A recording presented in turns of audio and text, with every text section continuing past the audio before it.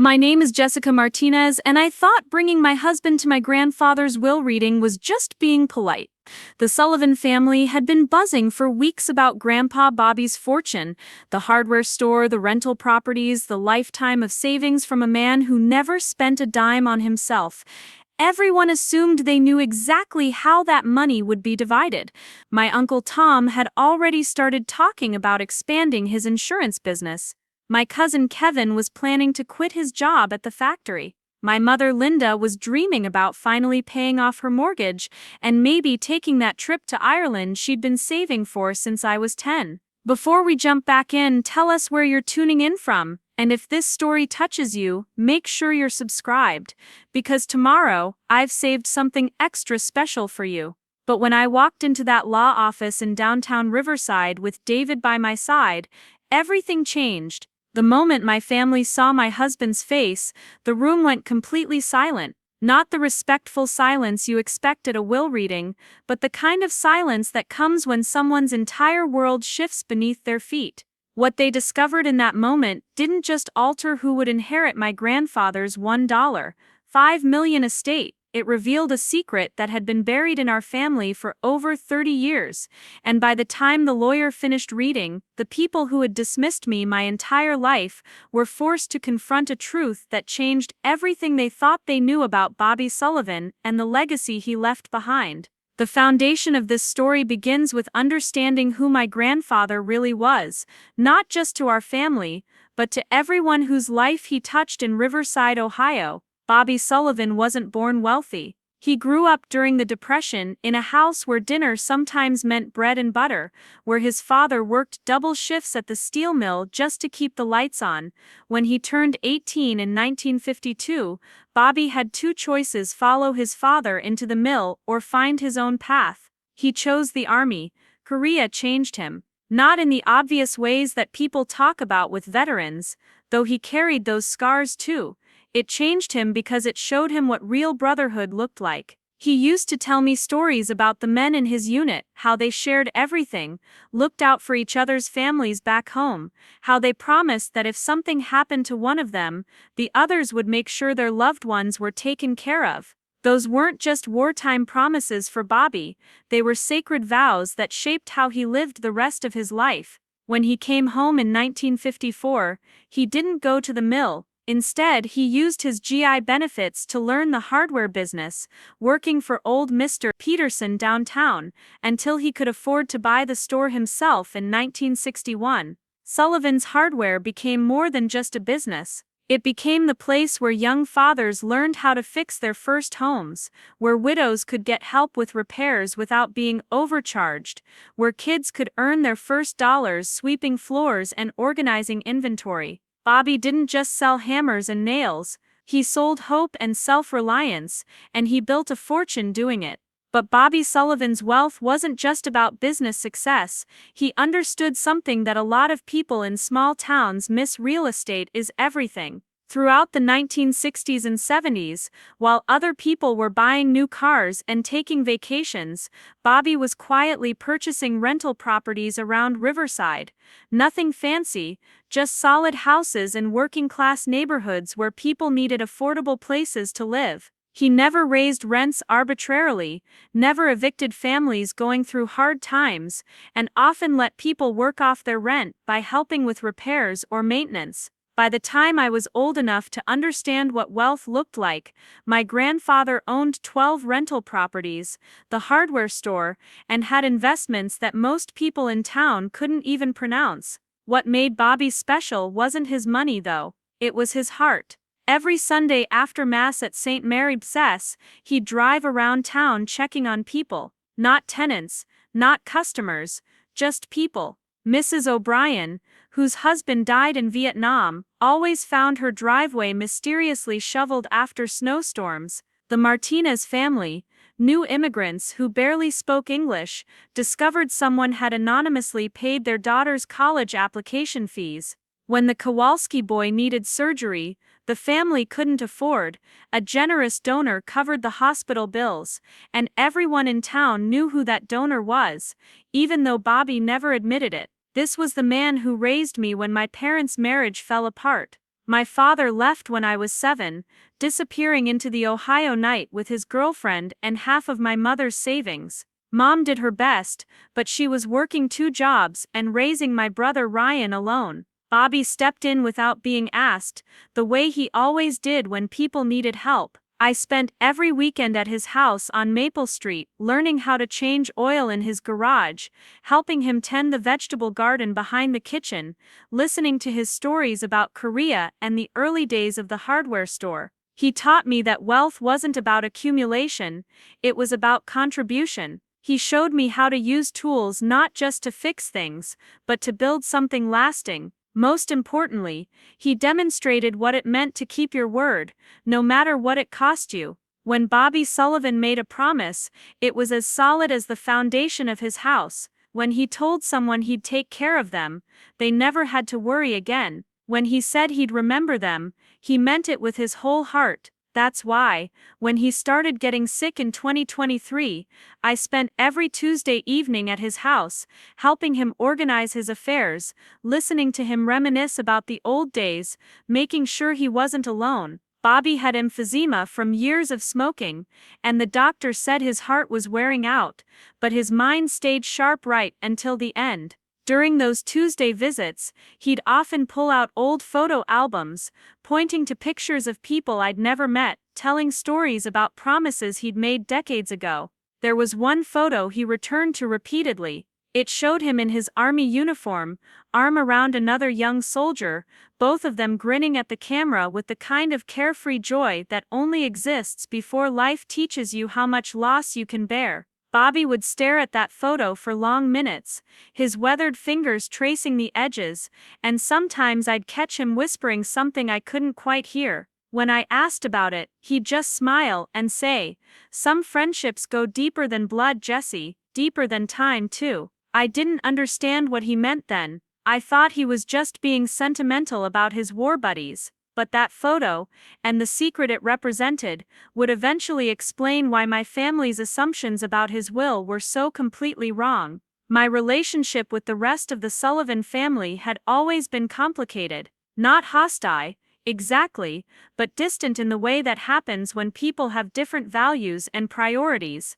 My Uncle Tom was a good man, but he measured success by the size of your house and the model of your car. He'd built a comfortable life selling insurance, and he'd raised his kids Kevin and Ashley to expect comfort as their birthright. Tom couldn't understand why I'd chosen nursing, a profession he saw as both underpaid and unnecessarily stressful, when I could have gone into business or married someone with better prospects. My cousin Kevin, 5 years older than me, had inherited Tom's materialistic streak, but none of his work ethic. Kevin bounced between factory jobs, always convinced that his next opportunity would make him rich without requiring much effort. He'd spent years talking about starting his own construction company, but it never progressed beyond buying expensive tools he rarely used and complaining about his current boss. Kevin saw Bobby's wealth. Preparing and narrating this story took us a lot of time, so if you are enjoying it, subscribe to our channel. It means a lot to us. Now back to the story. As his ticket out of manual labor, the inheritance that would finally let him live the life he felt he deserved. Ashley was different, more focused, but also more calculating. She'd married well, to a dentist named Mark Davis, and they lived in the nicest subdivision in Cedar Falls. Ashley had always been Bobby's favorite among the grandchildren, mainly because she remembered his birthday and called him every few weeks. But even her affection felt strategic, like an investment in her future inheritance. She'd often make comments about how the hardware store should stay in the family, how Bobby's properties could be developed into something more profitable, how his old-fashioned way of doing business was leaving money on the table. Then there was my brother Ryan, the golden boy who could do no wrong in my mother's eyes, despite doing very little right in his own life. Ryan had Bobby's charm, but none of his integrity. He'd been in and out of trouble since high school, never quite crossing the line into serious crime, but always dancing on the edge. DUIs, unpaid debts, a string of jobs that ended with him quitting or being fired. Mom kept hoping that Bobby's influence would straighten him out, but Bobby was too wise to be fooled by Ryan's occasional shows of remorse and temporary bursts of responsibility. My mother Linda occupied a unique position in this family dynamic. As Bobby's only daughter, she felt entitled to the largest share of his estate, but as someone who'd made questionable choices throughout her life, she worried that he might not see things the same way. Linda had always been jealous of the attention Bobby paid to me, interpreting his interest in my education and career as criticism of her parenting. She couldn't understand that Bobby helped me because I was trying to build something meaningful, not because he thought less of her. The tension around Bobby's will had been building for months before he died. It started with small comments, casual observations about his age and health, that gradually became more pointed discussions about inheritance and family obligations. Tom would stop by the hardware store and make suggestions about modernizing the business, clearly positioning himself as the logical heir to take over operations. Kevin would volunteer for projects around Bobby's house, hoping his grandfather would notice his handiwork and remember it when writing his will. Ashley would bring her children to visit more frequently, ensuring they had relationships with their great-grandfather that might translate into financial benefits later. Everyone assumed they knew how Bobby's mind worked. He was traditional, family-oriented, generous to a fault. Surely he'd divide his estate among his children and grandchildren, probably giving the largest shares to Tom and Linda as his direct descendants, with smaller amounts going to the grandchildren. The hardware store would go to Tom, who had business experience, or maybe to Kevin, who could learn to run it. The rental properties would be sold and the proceeds distributed. It was all so logical, so predictable, so fair according to the conventional wisdom of family inheritance. But they didn't really know Bobby Sullivan. They knew the version of him that showed up at family gatherings, the grandfather who remembered birthdays and handed out $20 bills at Christmas. They didn't know the man who lay awake at night, thinking about promises he'd made 30 years ago, who kept certain photographs in a locked drawer, who understood that family isn't always defined by blood, and that debts of honor don't expire just because time passes. I was the only one who spent real time with Bobby during his final months, which meant I was the only one who witnessed the phone calls. They started coming more frequently in 2024, always in the evening, always when he thought I wasn't listening. Bobby would answer in his formal voice, the one he used for business, but then it would soften into something more intimate, more emotional. He'd talk quietly for 10 or 15 minutes, and afterward, he'd sit in his chair staring out the window with an expression I'd never seen before. When I asked who was calling, he'd just say it was an old friend, someone he'd served with, nothing for me to worry about. The calls seemed to energize him in a way that family visits didn't. After hanging up, he'd spend hours in his basement office, going through old boxes, pulling out documents I'd never seen, making notes in a leather journal he kept locked in his desk drawer. Sometimes I'd hear him talking to himself down there, not the rambling of an old man losing his memory, but focused conversations as if he were working through complex problems that required careful consideration.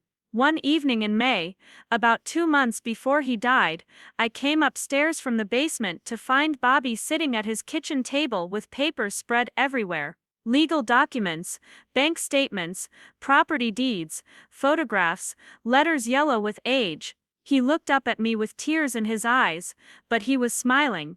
"Jessie," he said, "sometimes doing the right thing takes a long time. Sometimes you have to wait for the right moment, the right circumstances. But when that moment comes, you don't hesitate. You follow through on your promises, no matter what anybody thinks." I asked him what he was talking about, but he just gathered up the papers and patted my hand. "You'll understand soon enough," he said, "and when you do, I hope you'll know that everything I did was about love. Not the easy kind of love, the kind that makes people comfortable. The hard kind, the kind that changes lives." That conversation haunted me for weeks. Bobby was clearly planning something significant enough to make him emotional, but he wasn't ready to share the details. All I could do was continue our Tuesday evening visits, help him with whatever he needed, and trust that when the time came, he'd explain what he'd been preparing for. The end came suddenly in July. Bobby had a massive heart attack while working in his garden, surrounded by the tomatoes and peppers he'd been tending all summer. Mrs. Peterson next door found him an hour later, peaceful among the plants he'd nurtured with the same care he'd shown people throughout his life. The funeral was packed, with people standing in the back of St. Mary's and spilling out into the parking lot. Half the town came to pay their respects to the man who'd helped build their community, one act of kindness at a time. But even in death, Bobby Sullivan had one more surprise in store for everyone who thought they knew him. The reading of his will was scheduled for August 15th at the offices of Brooks and Associates downtown. Margaret Brooks had been Bobby's lawyer for 15 years, handling the incorporation of his rental property business and updating his will periodically as his wealth grew. Everyone expected a straightforward proceeding, the kind of formal but predictable gathering where family members learn exactly what they'd inherited and begin making plans for their newfound wealth. I almost didn't bring David to the reading. We'd only been married 6 months, having had a small ceremony during the COVID pandemic, with just immediate family present. Most of the extended Sullivan clan had never properly met my husband, partly due to the timing of our wedding, and partly because David was naturally quiet around new people. He'd grown up in California, the son of Chinese immigrants, and he sometimes felt out of place in the heavily Irish Catholic environment of Riverside family gatherings. But David insisted on coming with me. "This is about your grandfather," he said. "The man who helped raise you, who meant everything to you. Of course I should be there. I want to support you, and I want to pay my respects to his memory." His quiet certainty convinced me. David had never met Bobby, but he'd heard countless stories about him during our courtship. In many ways, David understood my grandfather better than some of the family members who'd known him for decades, because David recognized the kind of principled, generous man Bobby had been. So on that hot August morning, David and I drove from our apartment in Cedar Falls to downtown Riverside, both of us dressed in our most respectful clothes, both of us expecting to hear about modest inheritances that might help us pay down my student loans, or maybe take a real honeymoon. I was nervous about how the family would react to David's presence, worried they might see it as presumptuous or inappropriate. But David held my hand as we walked into Brooks and Associates, and his calm confidence helped steady my nerves. The law office occupied the second floor of a converted Victorian house, with high ceilings and tall windows that let in the morning light. Margaret Brooks had arranged chairs in a semicircle facing her desk, and family members were already seated when we arrived. Tom and Carol sat in the front row, Tom checking his watch repeatedly, and Carol clutching a tissue, even though she hadn't been particularly close to Bobby. Kevin slouched in his chair, wearing a dress shirt that was too tight and a tie that looked borrowed. Ashley sat perfectly poised next to her husband Mark, both of them looking like they were attending a board meeting, rather than a family gathering. My mother Linda had saved seats for Ryan and me, but when she saw David, her expression tightened slightly. It wasn't hostility exactly, but it was clear she hadn't expected him to attend. "Jessica," she said quietly. "I didn't realize David was coming." "He wanted to pay his respects," I replied, settling into the chair next to her. David took the seat beside me, nodding politely to everyone and offering quiet condolences. The family responded with the kind of stilted pleasantries people use when they're being polite, but not particularly welcoming. That's when I noticed the change in the room's atmosphere. It was subtle at first, just an odd tension that seemed to settle over everyone when David sat down. Tom kept glancing over at us, not at me, but specifically at David, with an expression I couldn't quite read. Kevin was staring too, his usual casual demeanor replaced by something more focused, more alert. Even Ashley seemed distracted, stealing looks at my husband when she thought no one would notice. Margaret Brooks entered at exactly 10 o'clock, carrying a thick folder and wearing the kind of serious expression lawyers adopt for important occasions. She was a woman in her 50s, gray-haired and professional, someone who'd handled enough estate readings to know how to balance compassion with efficiency. She offered brief condolences to the family, spoke about Bobby's contributions to the community, and then opened the folder containing his final wishes. "Before I begin," she said, "I want to mention that this will contain some unusual provisions." Robert specifically requested that I read it in its entirety, without summarizing or skipping sections, because he wanted everyone to understand not just what he decided, but why he decided it. This may take longer than typical will readings, but I ask for your patience as we honor his final wishes. That should have been our first clue, that this wasn't going to be a standard division of assets among family members. But everyone was too focused on the size of their expected inheritances to pay attention to the warning signs. Tom straightened in his chair, Kevin stopped fidgeting, and Ashley pulled out her phone to discreetly take notes. They were all ready to hear their names called, and their futures secured. Margaret cleared her throat and began reading in her clear professional voice. "I, Robert Francis Sullivan, being of sound mind and body, do hereby set forth my final will and testament, with the hope that my family will understand the decisions I have made are based on love, honor and promises that transcend the ordinary obligations of inheritance." The formal language continued for several paragraphs, covering the standard legal provisions about debts and taxes, and the appointment of Margaret as executor. Then she reached the first specific bequest, and that's when the family's assumptions began to crumble. "To my daughter Linda Martinez, who has struggled financially since her divorce, and who has worked tirelessly to provide for her children, I leave the sum of $50,000 to be used for her own security and well-being. This amount reflects my love for her and my hope that she will use this gift to build the stable future she deserves." $50,000. It was generous by normal standards, life-changing money for someone in my mother's position, but it was a fraction of what she'd expected. Linda's face went pale, and I could see her doing the math in her head. If the estate was worth $1.5 million, and she was getting $50,000, how was the rest being divided? "To my son Thomas Sullivan," Margaret continued, "who has built a successful business and provided well for his family, I leave the sum of $75,000 and my collection of military memorabilia, with the hope that he will preserve these items and share their stories with future generations." Tom's jaw tightened.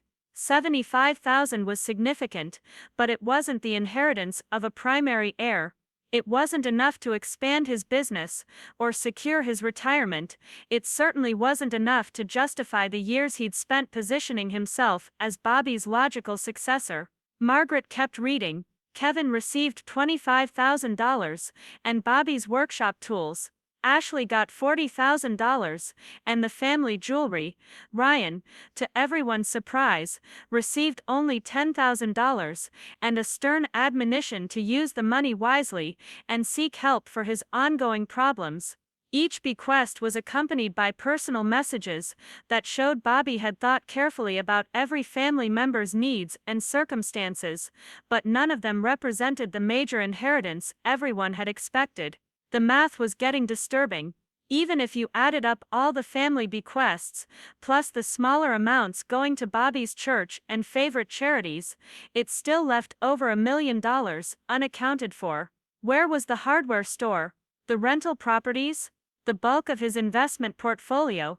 That's when Margaret reached the part of the will that changed everything, and that's when the family finally understood why David's presence in that room wasn't just supportive, it was absolutely essential. "The remainder of my estate," Margaret read, her voice taking on a slightly different tone, "including Sullivan's hardware, all rental properties, investment accounts, and my personal residence, I leave in its entirety to David Chen, the son I never had the privilege to raise, but whose father I promised to care for, as my own brother 32 years ago, in a hospital in Seoul, South Korea." The silence that followed was so complete you could hear the air conditioning cycling in the building's basement. Nobody moved. Nobody breathed. Everyone just stared at Margaret Brooks, as if she'd suddenly started speaking a foreign language, and then slowly, one by one, they turned to look at David. My husband sat perfectly still, his face a mask of controlled emotion, but I could see his hands trembling slightly in his lap. This wasn't news to him. Somehow, David had known this moment was coming, and he'd been dreading it as much as he'd been preparing for it. Furthermore, Margaret continued, I want my family to understand that this decision was not made lightly or recently. David's father, Lieutenant James Chen, saved my life during the Korean War and died protecting our unit from enemy fire. Before he died, he asked me to watch over his family, to make sure his wife and unborn child would be cared for. I gave my word to a dying hero, and I have spent the last 32 years keeping that promise, through regular financial support, educational assistance, and now this final gift. David Chen is not just inheriting my wealth, he is inheriting the love and gratitude I owed his father, a debt that can never truly be repaid, but must always be honored. The room exploded. Not literally, but the silence shattered into a chaos of voices, accusations, and disbelief that transformed the dignified law office into something resembling a battlefield. Tom was on his feet, demanding to know how this was possible, insisting there had to be a mistake. Kevin was shouting about fraud and legal challenges. Ashley was firing questions at Margaret about the validity of the will, the timeline of its creation, the possibility of appealing the decision. But through all the noise and confusion, I was looking at my husband, seeing him with completely new eyes, understanding for the first time that our love story was actually the final chapter of a much longer story that had begun before either of us was born. David Chen wasn't just the man I'd fallen in love with and married. He was the living embodiment of my grandfather's deepest values, the proof that Bobby Sullivan's promises meant more to him than blood relations or family expectations. And as the chaos continued around us, as lawyers were threatened and family bonds were shattered, I realized that this inheritance wasn't just about money. It was about honor, sacrifice, and the kind of love that transcends generations. It was about a promise made by a young soldier to a dying friend, and the lifetime of commitment required to keep that promise alive. The will reading was far from over, but already I knew that nothing would ever be the same for the Sullivan family. The grandfather we thought we knew had revealed himself to be someone entirely different, someone whose loyalties ran deeper than we'd imagined, and whose definition of family extended far beyond the boundaries we'd assumed. David was about to inherit $1.3 million and become one of the wealthiest young men in Riverside, Ohio. But more than that, he was about to inherit the burden of living up to both his father's heroism and my grandfather's faithfulness, and somehow, looking at his quiet dignity in that room full of chaos, I knew he was ready for both challenges. Parts 2-5 The devastating aftermath and growing isolation. The explosion of voices in Margaret Brooks's office felt like a physical assault. Tom Sullivan's face had turned a deep red that made me worry about his blood pressure, and he was jabbing his finger at David while demanding answers that none of us could provide in that moment. Kevin had knocked over his chair in his haste to stand up, and he was pacing behind the semicircle of seats like a caged animal, muttering curses under his breath, and occasionally stopping to stare at my husband as if he could change reality through sheer force of will. Ashley had her phone out and was frantically typing, probably researching inheritance law or looking up attorneys who specialized in will contests. Her husband Mark sat frozen beside her, clearly uncomfortable with the family drama unfolding around him but unsure how to extract himself from the situation. My mother Linda hadn't moved from her chair, but tears were streaming down her face, not tears of grief but tears of shock, and what I was beginning to recognize as profound betrayal. "This is impossible," Tom kept saying, his voice getting louder with each repetition. Dad would never do this to his own family. He loved us, he raised us, we're his children, his grandchildren. This makes no sense. Margaret Brooks remained professionally calm throughout the outburst, but I could see the tension in her shoulders as she waited for the family to compose themselves enough to continue. She'd obviously expected this reaction, which meant she'd known about the contents of Bobby's will for some time. How long had she been keeping this secret?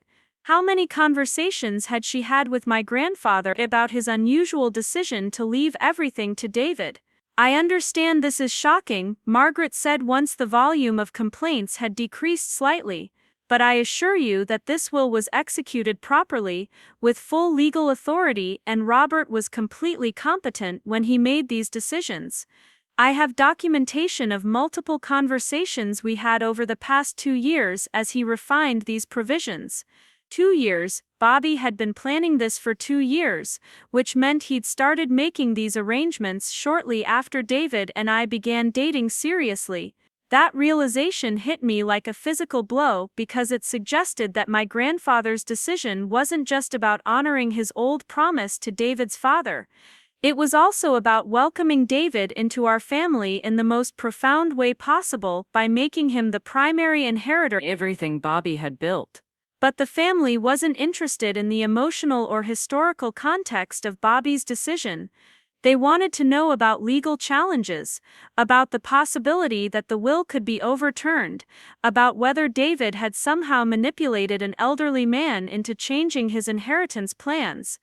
The accusations started flying fast and furious, each family member contributing their own theory about what had really happened. Kevin was convinced that David had taken advantage of Bobby's loneliness and declining health to insert himself into the will. He's been playing some kind of long game, Kevin insisted, pointing at David with undisguised hostility. Marrying Jessica to get close to the family, probably researching Bobby's finances, figuring out how to cash in. This whole Korean War story is probably made up. Ashley was more measured in her approach, but no less determined to find flaws in the inheritance. We need to see documentation, she said to Margaret. Birth certificates, military records, proof that this James Chen actually existed and actually served with our grandfather. We need to verify every claim made in this will before any assets are transferred. Tom took a different angle, focusing on Bobby's mental state during his final years. Dad had emphysema, he was on medication, he wasn't thinking clearly. Anyone could see that he was becoming forgetful and confused. This David person obviously took advantage of a sick old man, probably convinced him to change his will when he wasn't competent to make such a major decision. The cruelest attack came from Ryan, who had been silent during the initial explosion but finally spoke up with the kind of vicious clarity that only comes from years of disappointment and resentment. Jessica's known about this the whole time, he said, his voice cutting through the other arguments. She's been playing us all, pretending to be the devoted granddaughter while she and her husband worked together to steal our inheritance. She probably helped him research the family, fed him information about Bobby's finances, maybe even forged some of these Korean War documents. The accusation hung in the air like poison gas, and suddenly everyone was looking at me with suspicion instead of just confusion. The idea that I had betrayed my own family, that I had conspired to defraud my own mother and brother, was so absurd that I couldn't even formulate a response. But silence in that moment looked like guilt, and I could see doubt creeping into even Linda's expression as she tried to reconcile her knowledge of me with Ryan's ugly suggestion. David finally spoke, his voice quiet but clear enough to cut through the chaos. "I never met your grandfather," he said, addressing the room but looking directly at Tom. "I never spoke to him, never visited his house, never had any contact with him at all. Jessica and I have been together for 2 years, married for 6 months, and in all that time I met Bobby Sullivan exactly never. So whatever you think I did to influence his decision, it didn't happen through any personal interaction between us." The simple truth of David's statement should have deflated some of the conspiracy theories, but instead it seemed to make the family angrier. If David hadn't manipulated Bobby directly, then the Korean War connection had to be fabricated, which meant the entire will was based on fraudulent premises.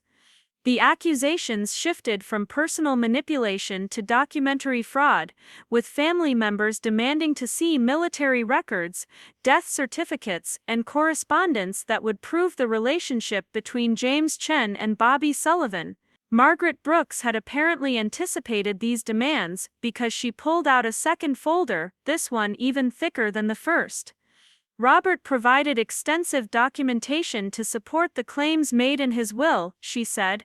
I have copies of military service records for both Robert Sullivan and James Chen, casualty reports from the Korean conflict, letters of commendation, even some personal correspondence between the two men before James was killed in action. She began spreading documents across her desk, creating a paper trail that stretched back over 70 years. Military identification cards with photographs of young men who looked nothing like the aged grandfather I remembered or the husband sitting beside me, but whose names and service numbers matched the claims in the will. Battle reports that described the engagement where James Chen died protecting his unit, including specific testimony from Robert Sullivan about his fellow soldiers' heroism and sacrifice. Most compelling were the personal letters, handwritten notes between Bobby and James during their service, casual communications between friends who had found brotherhood in the brutal circumstances of war. The handwriting in those letters matched samples of Bobby's writing that the family recognized, and the tone of the correspondence revealed a depth of friendship that none of us had suspected existed. But perhaps the most devastating piece of evidence was a photograph that Margaret pulled from the bottom of the stack. It showed two soldiers in Korean War uniforms, arms around each other's shoulders, smiling at the camera with the kind of unguarded joy that only exists in moments of perfect friendship. One of the soldiers was clearly recognizable as a young Bobby Sullivan, despite the decades that separated that photograph from the grandfather we remembered. The other soldier was Asian, with features that strongly resembled David, and written on the back of the photograph in Bobby's distinctive handwriting were the words Jimmy Chen and Bobby Sullivan, Seoul 1952. Brothers forever. The photograph circulated around the room in stunned silence, each family member staring at concrete proof that the Korean War connection wasn't fabricated or exaggerated. Bobby Sullivan and James Chen had indeed been close friends, close enough to make the kind of promises that Bobby had apparently kept for the next 32 years. The soldier in that photograph looked enough like David to make their family relationship undeniable, and the genuine affection visible between the two men explained why Bobby had felt obligated to honor his commitment to James's family. But rather than accepting the evidence and beginning to process the emotional reality of Bobby's decision, the family doubled down on their outrage and disbelief. The existence of the Korean War friendship didn't justify disinheriting his own children and grandchildren. The promise to care for James Chen's family didn't require leaving them the entire estate. There had to be other options, more reasonable ways to honor the commitment without destroying the financial future of Bobby's biological relatives. Tom was the most vocal in expressing this perspective. I don't care if this James Chen saved Dad's life 20 times over, he said, his voice shaking with emotion. We're his family, we're his blood. We're the people who lived with him, loved him, took care of him when he got sick. This David person is a complete stranger who just happens to be related to someone Dad knew 70 years ago. How does that give him more right to Dad's estate than his own children? It was a fair question, and one that Margaret Brooks seemed prepared to answer with additional documentation from Bobby's will. She opened a third folder and began reading what appeared to be a lengthy personal letter that Bobby had written to explain his decision to the family. I know that my choice to leave the majority of my estate to David Chen will seem incomprehensible and hurtful to my children and grandchildren, Margaret read in Bobby's words. Please understand that this decision was not made in anger, disappointment, or preference for David over my biological family. It was made in fulfillment of a sacred promise that has shaped every day of my life since 1952. The letter continued for several pages, describing in detail the circumstances of James Chen's death and the promise Bobby had made to care for James's wife and unborn child. But more than just explaining the historical context, Bobby's letter revealed the extent to which he had been involved in David's life over the years, financial support and guidance that none of us had known about. According to Bobby's letter, he had been sending money to James's widow, Helen Chen, from the moment he returned from Korea. Not large amounts, but consistent contributions that helped her raise David as a single mother in California. When David showed academic promise, Bobby had anonymously funded his college education. When David decided to pursue nursing, Bobby had covered the costs of his training. When David needed help with a down payment for his first apartment, Bobby had provided it through intermediaries who never revealed the source of the assistance. David Chen has been my responsibility and my joy for 32 years, Bobby's letter explained. I have watched him grow into the kind of man his father would have been proud of, someone who dedicates his life to caring for others, someone who understands the value of service and sacrifice. He has never asked me for anything, never even knew I was involved in supporting his family, but he has given me the satisfaction of keeping my promise to his father. The letter went on to describe Bobby's relationship with David in terms that he had never used to describe his relationships with his biological family members. David represented the best of both his father and Bobby himself, someone who embodied the values of honor and service that had defined Bobby's own life. The inheritance wasn't just about money or property, it was about passing those values to someone who would continue Bobby's legacy of generosity and community service. But Bobby's most pointed commentary was reserved for his assessment of his own family's relationship with wealth and responsibility. Without being deliberately cruel, he noted that his children and grandchildren had come to expect financial support without corresponding efforts to contribute to their community or help others in need. They saw his wealth as their birthright rather than as a tool for positive impact, and they had never shown interest in the values that had driven Bobby to accumulate that wealth in the first place. I love my family deeply, Bobby's letter concluded, but I have seen no evidence that they would use this inheritance to honor the principles that guided my life. They would spend it on themselves, improve their own circumstances, and forget the obligations that come with wealth. David Chen, through his choice to become a nurse and his commitment to helping others, has already demonstrated the character that would make him a worthy steward of everything I have built. The brutality of that assessment landed like a physical blow on everyone in the room. Bobby hadn't just chosen David over his biological family because of a promise made 70 years ago.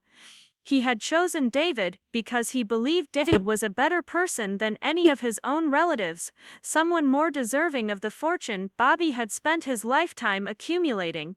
The silence that followed Margaret's reading of Bobby's letter was different from the earlier silence of shock and confusion. This was the silence of people confronting truths about themselves that they had never been forced to acknowledge. Bobby's assessment of his family's character wasn't entirely unfair, and everyone in that room knew it. They had expected to inherit his wealth, not because they had earned it or because they would use it wisely, but simply because they shared his DNA. But knowing that Bobby's assessment contained elements of truth didn't make it less painful or less infuriating. Linda was the first to break the silence, her voice barely above a whisper but carrying the weight of profound hurt and disappointment. "How could he do this to us?" she asked, not addressing anyone in particular but speaking to the room as a whole. "How could he pretend to love us for all these years while secretly planning to give everything away to someone we've never even met? How could he lie to us about what we meant to him? It was a heartbreaking question, and one that revealed the depth of the family's sense of betrayal. They hadn't just lost an expected inheritance. They had discovered that the man they thought they knew, the grandfather and father who had seemed to care about their well-being and their futures, had actually been judging them for years and finding them lacking in comparison to a stranger. Ryan's response was more typical of his character, focused on the practical implications rather than the emotional devastation. "This is fraud," he said flatly. "Dad was mentally compromised. He was manipulated by someone who researched our family and figured out how to exploit his war guilt. No competent person gives away $3 million to someone they've never met. We're going to challenge this will. We're going to prove that Dad wasn't capable of making this decision, and we're going to get our rightful inheritance back." Kevin and Ashley immediately voiced their agreement with Ryan's plan, and suddenly the room was filled with talk of lawyers and legal challenges and the various grounds on which Bobby's will could be contested. Mental incompetence, undue influence, fraud, documentary forgery, every possible avenue for overturning the inheritance was discussed and evaluated for its likelihood of success. Tom was more measured in his response, but no less determined to fight Bobby's decision. "We need to approach this systematically," he said, taking charge of the family's reaction in the way he often did during crises. "We need our own lawyer, someone who specializes in will contests. We need to gather evidence about Dad's mental state during his final years, medical records that might show cognitive decline or susceptibility to manipulation. We need to investigate this David person, find out how he really learned about our family, what kind of research he did to create this elaborate Korean War story." The family was unifying around their shared sense of injustice and their determination to fight the will, but their unity excluded David and me completely.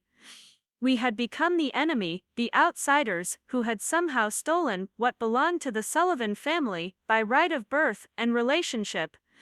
The fact that I was Bobby's granddaughter, that I had cared for him during his final months, that I had genuinely loved him without any expectation of financial reward, none of that mattered anymore. I had married the wrong person, and that marriage had cost the family their inheritance. Margaret Brooks tried to restore some semblance of order to the proceedings, reminding everyone that will contests were expensive, time-consuming, and rarely successful. When the deceased had been represented by competent legal counsel, she had extensive documentation of her conversations with Bobby over the 2 years he had been refining his will, evidence that he had been mentally sharp and fully aware of the implications of his decisions. The military records supporting David's family connection were authentic and verifiable through official government sources. Any legal challenge would have to overcome substantial evidence that Bobby's will represented his true wishes, made with full knowledge and legal capacity. But the family was beyond listening to legal advice that didn't support their predetermined conclusion that the will must be invalid. They were convinced that Bobby's decision was so fundamentally wrong, so contrary to basic human nature and family loyalty, that there had to be some explanation other than his genuine choice to honor a 70-year-old promise. The meeting finally ended when Tom announced that the family would be retaining their own legal counsel and that no assets should be transferred to David until the validity of the will had been thoroughly investigated. Margaret Brooks noted that she was legally obligated to execute Bobby's will, as written, unless a court specifically ordered her to halt the process, but she agreed to proceed slowly, given the family's intention to contest the inheritance. As we filed out of Brooks and Associates, the family members clustered together in the parking lot, continuing their discussion of legal strategy and their theories about how David had engineered this elaborate fraud. David and I walked to our car alone, suddenly outcasts from the family that had been the center of my entire life. The drive back to Cedar Falls passed in near silence, both of us trying to process what had just happened and what it would mean for our future together. David was now one of the wealthiest people in Riverside, but that wealth came with the burden of a family's hatred and the weight of expectations that neither of us fully understood yet. I was Bobby's granddaughter, but I was also married to the person the family blamed for destroying their financial security. "Did you know?" I finally asked, as we pulled into our apartment complex. "Did you know about your father and Bobby, about the promise, about any of this?" David was quiet for a long time, staring out the windshield at the modest building where we lived, probably thinking about the mansion and properties he had just inherited. When he finally spoke, his voice was heavy with emotions I couldn't quite identify. "I knew some of it," he admitted. "Not about the will, not about the inheritance, but I knew that someone had been helping my mother and me over the years. Anonymous gifts, scholarships that didn't quite make sense, help that came at exactly the right moments. My mother always said we had a guardian angel, someone my father had asked to watch over us before he died." He paused, turning to look at me directly. "When you started talking about your grandfather, about Bobby Sullivan, who had served in Korea, I began to suspect there might be a connection. The timing was right, the location was right, and some of the stories you told me about his character matched what my mother had said about the person who was helping us. But I never imagined this, Jessica. I never imagined that he would leave us everything he'd built." The revelation that David had suspected a connection between Bobby and his family but had never mentioned it to me felt like another betrayal in a day that was already overflowing with them. We had been together for 2 years, married for 6 months, and he had kept this significant possibility secret from me throughout our entire relationship. "Why didn't you tell me?" I asked, not able to keep the hurt out of my voice. "Why didn't you say something about thinking there might be a connection?" David's answer revealed the depth of the ethical complexity he had been navigating without any guidance or support. "Because I was afraid," he said simply. "I was afraid that if there was a connection, it would change everything between us. I was afraid that you would think I was using you to get close to your grandfather, that our relationship was somehow calculated or dishonest. I was afraid that if I brought it up, and I was wrong, it would create suspicion and doubt for no reason. And I was afraid that if I brought it up, and I was right, it would put you in an impossible position between your family and me." His fears had turned out to be prophetic. The connection between Bobby and his father had indeed changed everything, and it had absolutely put me in an impossible position between my family and my husband. But his decision to keep his suspicions secret meant that I was facing this crisis without having had any time to prepare for it, emotionally or practically. We sat in the car for another hour, talking through the implications of what had happened and what would happen next. The family would contest the will, which meant months, or possibly years, of legal battles that would consume Bobby's estate in attorney fees and court costs. Our marriage would be subjected to intense scrutiny as the family tried to prove that David had manipulated me into providing information About Bobby's finances and health. Every conversation we had ever had about my grandfather would be analyzed for evidence of the conspiracy the family was convinced had taken place. But beyond the legal and practical challenges, we were facing the complete destruction of my relationships with my family. My mother, my brother, my uncle, my cousins, they all now saw me as a traitor who had helped a stranger steal their inheritance. The fact that I had been as surprised as anyone by Bobby's will wouldn't matter to them because I had married the beneficiary, which made me complicit in their eyes regardless of my actual knowledge or intentions. The isolation hit me even before we got out of the car. My phone had been buzzing constantly during the drive home, but when I finally looked at the messages, they were all variations of the same theme. Accusations, demands for explanations, ultimatums about choosing between my family and my husband. My mother's text was the most painful. "I don't know who you are anymore, Jessica. The daughter I raised would never have done this to her own family." Ryan's message was more direct. "You and your husband destroyed our lives today.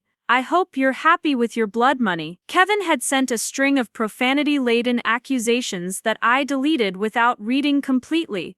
Ashley's message was longer and more detailed, outlining all the reasons why the family would be pursuing legal action and warning me that my cooperation with their investigation would be taken into account when they decided whether to maintain any relationship with me after the will was overturned.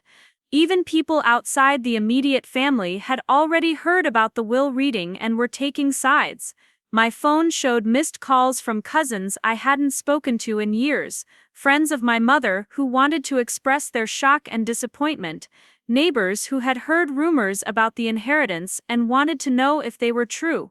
Word travels fast in small towns, and the story of Bobby Sullivan leaving his fortune to an Asian stranger instead of his own family was exactly the kind of scandal that would dominate conversations at Murphy's Diner for months to come. David was receiving his own flood of communications, though his were coming through channels I didn't recognize.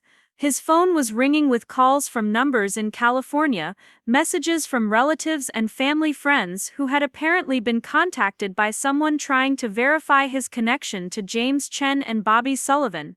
The family's investigation into David's background had begun before we even made it home from the law office. The practical implications of our situation were starting to become clear as well.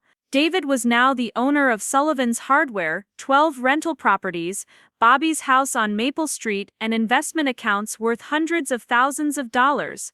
But he couldn't access any of those assets while the will was being contested, which meant we were stuck in our tiny apartment living on our nursing salaries while technically being millionaires. More immediately problematic, we were going to need our own legal representation to defend against the family's challenge to Bobby's will.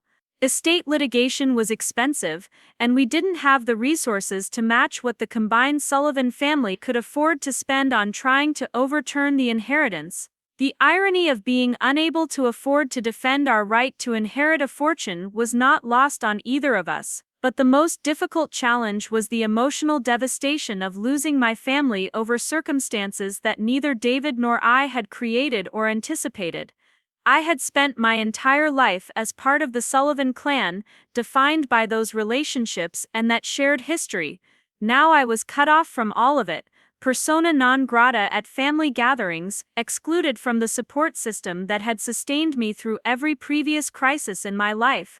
The loneliness was immediate and overwhelming. I couldn't call my mother for advice about how to handle the stress because she was one of the sources of the stress. I couldn't turn to my brother for support because he was convinced I had betrayed him. I couldn't seek guidance from my uncle or cousins because they were all united in their opposition to me and David.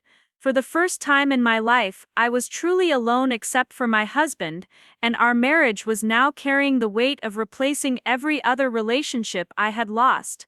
David was dealing with his own version of isolation, but his was different because it was familiar. He had grown up as the son of immigrants in California, always slightly outside the mainstream community, always aware of being different from his classmates and neighbors. The hostility from my family was painful for him, but it wasn't the complete destruction of his entire social world the way it was for me. "We'll get through this," he said, as we finally made our way upstairs to our apartment. "Whatever happens with the will, whatever the family does, we'll figure it out together. We have each other, and we have the truth on our side. That has to be enough." I wanted to believe him, but I was struggling to see how the truth would be sufficient to overcome the combined opposition of my entire family and the broader community that would inevitably take sides in this conflict. The truth was that David's father had died saving Bobby's life, that Bobby had kept his promise to care for James's family, that the inheritance was the culmination of a 32-year commitment to honor a debt of gratitude and love. But that truth was going to be buried under legal arguments about mental competence and undue influence and documentary fraud. The truth was also that I had genuinely loved my grandfather without any knowledge of his plans, that I had married David for reasons that had nothing to do with money or inheritance, that I was as shocked as anyone by the contents of Bobby's will. But that truth was going to be obscured by the family's certainty that I must have been involved in some kind of conspiracy, that no one could be as innocent as I was claiming to be. As we settled into our small apartment that evening, surrounded by the modest possessions of two working nurses, it was almost impossible to believe that we had inherited a fortune that morning. The inheritance felt abstract, theoretical, like something that was happening to other people rather than to us. What felt real was the loss, the isolation, the sudden transformation from beloved family member to enemy outsider. But even in the midst of that devastation, I was beginning to understand something important about Bobby's decision and about the values he had tried to pass down to me during all those Tuesday evening visits. The inheritance wasn't really about money or property. It was about character, integrity, and the courage to do what you believe is right, even when it costs you everything you thought you wanted. Bobby had chosen David not just because of a promise made 70 years ago, but because David embodied the principles Bobby most valued: service to others, quiet humility, dedication to helping people in need. The family's reaction to losing the inheritance was proving Bobby's assessment of their character, showing that they saw his wealth as their birthright rather than as a responsibility to continue his legacy of generosity. I was beginning to realize that I had a choice to make.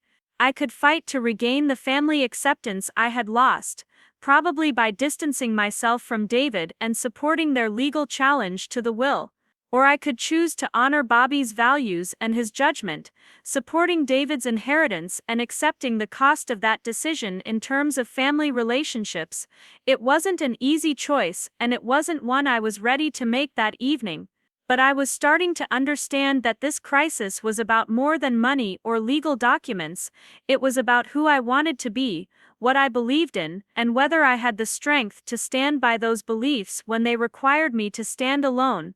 Part 6: Mine, the manipulation campaign and David's investigation. The emotional warfare began within 24 hours of the will reading. What started as angry phone calls and hostile text messages quickly escalated into a coordinated campaign designed to isolate David and me completely from any support system we might have had in Riverside. The Sullivan family had apparently spent their first evening after the will reading strategizing about how to make our lives so miserable that we would either voluntarily relinquish the inheritance or make mistakes that could be used against us in court. Linda led the charge with a series of phone calls to extended family members, church friends, and community acquaintances who had known Bobby for decades. Her version of events painted David as a sophisticated con artist who had researched the Sullivan family history, discovered Bobby's Korean War service, and fabricated an elaborate story about being the son of Bobby's war buddy. According to Linda's narrative, I was either a naive victim of David's manipulation or a willing accomplice who had helped him gain access to Bobby during his vulnerable final months. The story was compelling because it explained away the cognitive dissonance that Bobby's real decision created. People who had known Bobby Sullivan for 40 or 50 years couldn't reconcile the generous family-oriented man they remembered with someone who would leave his children and grandchildren virtually nothing while giving everything to a stranger. Linda's conspiracy theory allowed them to preserve their image of Bobby as the beloved patriarch they remembered while directing their anger toward the outsiders who had supposedly corrupted his final wishes. Ryan took a more aggressive approach, spreading rumors through social media and the informal networks that connect people in small towns. His Facebook posts described the inheritance as an elaborate fraud perpetrated by immigrants who had targeted elderly veterans with fabricated military stories. He didn't mention David by name in these posts, but anyone who knew the situation understood exactly what he was referencing, and the comment sections filled with outraged responses from people who felt personally offended by the idea that a local hero had been victimized by greedy foreigners. The racial undertones of the family's campaign became more explicit as the days passed. Conversations at Murphy's Diner and the hardware store increasingly focused on how outsiders were taking advantage of honest Americans, how people who didn't understand local values were destroying families for money. David's Chinese heritage became a focal point for resentment that had nothing to do with the actual circumstances of Bobby's will, but everything to do with deeper anxieties about change and belonging in a community that had remained predominantly white and culturally homogeneous for generations. Kevin and Ashley coordinated their efforts through more official channels, contacting local reporters and trying to generate media coverage that would pressure David to renounce the inheritance. They reached out to veterans organizations, suggesting that Bobby had been targeted specifically because of his military service, and that other elderly veterans might be vulnerable to similar scams. They contacted the Better Business Bureau and the State Attorney General's office, filing complaints about elder abuse and inheritance fraud, even though they had no evidence to support these allegations. The campaign was effective because it tapped into existing community loyalties and prejudices. People who had done business with Bobby for decades, who had rented from him or bought supplies from Sullivan's Hardware, felt personally invested in protecting his legacy from what they were told was a cynical exploitation.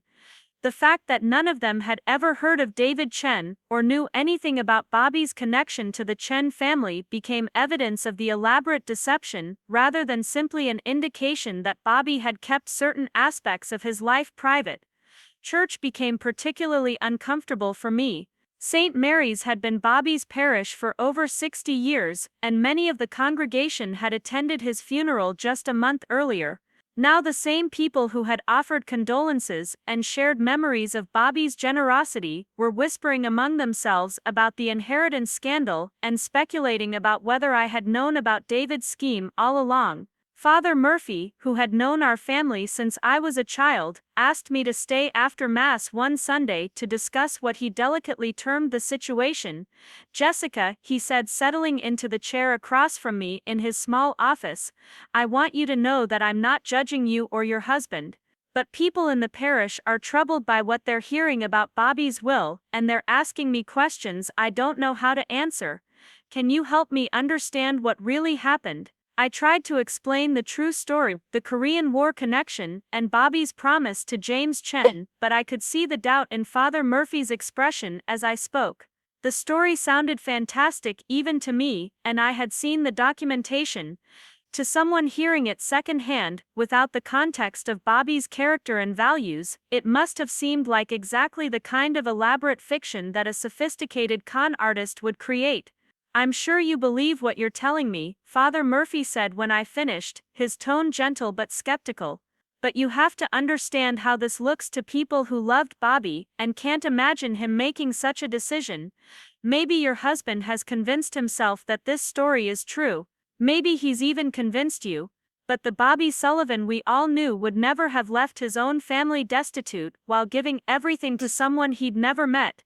The conversation revealed the fundamental challenge David and I were facing. Everyone who had known Bobby personally was interpreting his decision through the lens of their own relationship with him, and none of those relationships had included knowledge of his commitment to the Chen family. To them, the inheritance looked like a complete departure from Bobby's character, rather than the culmination of values he had held for his entire adult life. Our insistence that we were telling the truth just made us seem more deluded or more dishonest. The isolation became complete when even people who might have been expected to support us began distancing themselves from the controversy. My nursing colleagues at Cedar Falls General started treating me differently, not hostile exactly, but cautious, as if association with me might somehow taint their own reputations. David experienced similar treatment at his job, with supervisors and coworkers suddenly finding reasons to avoid conversations or social interactions that had been routine just weeks earlier. Our landlord, Mr. Patterson, called to inform us that he wouldn't be renewing our lease when it expired in 3 months. He claimed that he needed the apartment for family members, but his discomfort during the conversation made it clear that he had heard about the inheritance controversy and didn't want to be associated with tenants who were involved in what the community saw as elder abuse. The prospect of finding new housing in an area where everyone knew our story and had already decided we were criminals added another layer of stress to our already overwhelming situation. But perhaps the most painful aspect of the family's campaign was the way it distorted every memory of my relationship with Bobby. Conversations that had seemed natural and meaningful at the time were reinterpreted as evidence of my complicity in David's alleged scheme. My regular visits to Bobby's house were now described as surveillance missions where I gathered information about his finances and health. My questions about his military service, which had always been motivated by genuine interest in his experiences, were now seen as fishing expeditions designed to uncover details that could be used to fabricate David's family connection. Even my presence at Bobby's bedside during his final illness was reframed as something sinister. According to the family's narrative, I had used those private moments to pressure him into changing his will, or to gather information about his mental state that David could exploit. The intimacy that had made those visits meaningful to both Bobby and me was transformed into evidence of manipulation and betrayal. The psychological toll of having every loving memory contaminated by suspicion and accusation was devastating. I began questioning my own motivations and reactions, wondering if there had been unconscious elements of calculation in my behavior, even though I knew intellectually that I had acted out of genuine love for my grandfather. The constant barrage of accusations made me second-guess every conversation, every gesture of affection, every moment of connection I had shared with Bobby during his final months. David was dealing with his own version of this psychological assault, but from a different angle. His entire identity as the son of a war hero was being called into question, with family members and community members suggesting that he had fabricated not just the connection to Bobby, but possibly even his father's military service. The attacks weren't just about money or inheritance, they were about his fundamental sense of self and his understanding of his own family history. "Sometimes I wonder if I'm remembering things wrong," he confided to me one evening as we sat in our apartment trying to ignore the latest round of hostile voicemails from my relatives. "My mother told me stories about my father's military service, about the friend who had helped our family over the years, but what if I misunderstood something? What if I connected dots that weren't supposed to be connected?" His self-doubt was heartbreaking because it showed how effective the family's campaign had been at making us question our own sanity and judgment. Even with documentation and photographs, and Bobby's own written explanation of his decision, the relentless assault on our credibility was making us wonder if we had somehow constructed an elaborate delusion that happened to align with forged documents and fabricated evidence. But it was during this period of maximum isolation and self-doubt that David made a decision that would ultimately change the trajectory of our entire situation. Instead of simply enduring the attacks and waiting for the legal system to validate Bobby's will, he decided to conduct his own investigation into the connection between his father and Bobby. If the family was going to challenge every aspect of his story, he was going to find evidence so compelling that even his harshest critics would be forced to acknowledge the truth. David's investigation began with his mother, Helen Chen, who was still living in the modest house in Sacramento where David had grown up. Helen had never remarried after James's death, dedicating herself to raising David and preserving the memory of his father through stories, photographs, and the careful maintenance of his military medals and commendations. She had always been vague about the source of the financial assistance that had made David's education possible, describing it as help from your father's army friends, without providing specific details. When David called to tell her about Bobby's will and the family's accusations of fraud, Helen was quiet for a long time before responding. "I wondered when this day would come," she finally said. "Bobby Sullivan was the most honorable man I ever knew, and I've been expecting him to do something like this ever since you told me you were getting married to his granddaughter. The coincidence was too great, David. He must have been guiding things somehow, making sure you would find happiness with someone from his own family." Helen's revelation that she had known about David's connection to the Sullivan family and had suspected that Bobby was orchestrating our relationship in some way hit me like a physical blow. If David's mother had known, why hadn't David mentioned it to me during our courtship? How many other secrets were embedded in this situation that was already too complex for me to fully understand? But Helen's next revelation was even more shocking.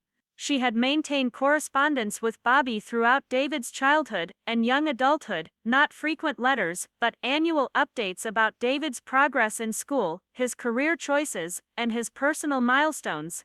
She had sent Bobby photographs of David's graduation from nursing school, copies of commendations David had received at work, even a wedding announcement when David and I got married.